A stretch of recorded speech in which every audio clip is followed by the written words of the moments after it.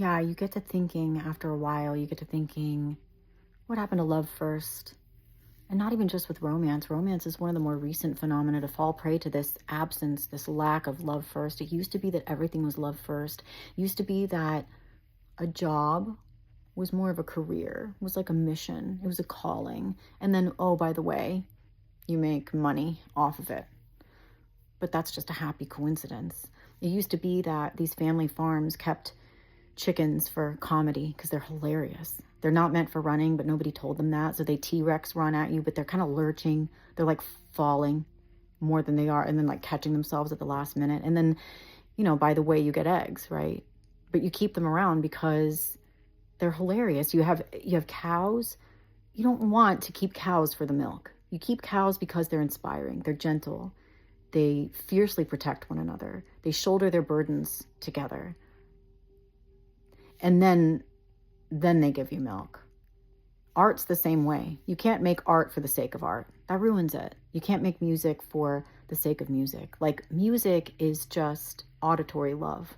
Art is just visual love. Love you can see, right? Music is love you can hear. Food could be about love. Creativity is basically just about taking what's dead and making it alive, whereas destruction is about taking what's alive and making it dead.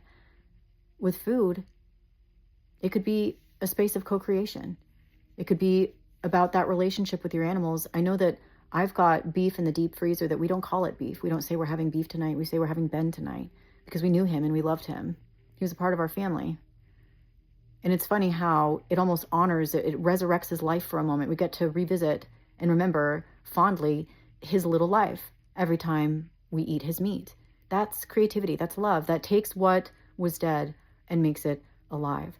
But we do the opposite with other things. I remember when I lived in the suburbs, I had a beautiful yard, but there was no freedom for any personal expression, right? The people would come from the HOA with their clipboards and they want you to do everything according to specifications. You can't mandate beauty like that. If you mandate beauty like that, that ruins it. Imagine some mythical creature flies into your house, a fairy or something, and you put her in a cage. A fairy in a cage is no longer a fairy because she's not free anymore. And what was beautiful about her is that she was free. It's kind of like when you go to the zoo and there's an eagle exhibit and you're like, I don't know what that is, but it appears that it was once an eagle, right? You can't take things and mandate fun around it, mandate that sex is this and that. We've definitely done it with sex. People come in with their checklists. How are the toys? How's the duration? How's the frequency? How many positions? It's all about facts and figures. That's why music is ruined. Every song you hear on the radio, it's just an algorithm now.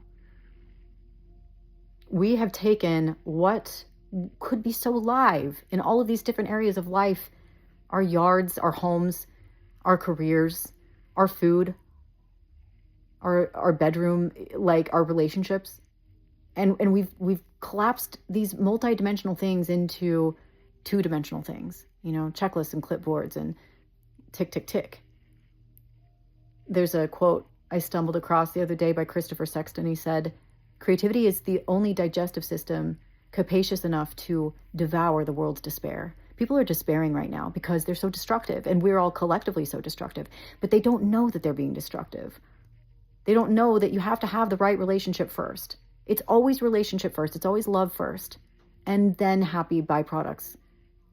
People haven't glommed onto that secret yet, and so they just despair. And creativity is the solution. It's the answer.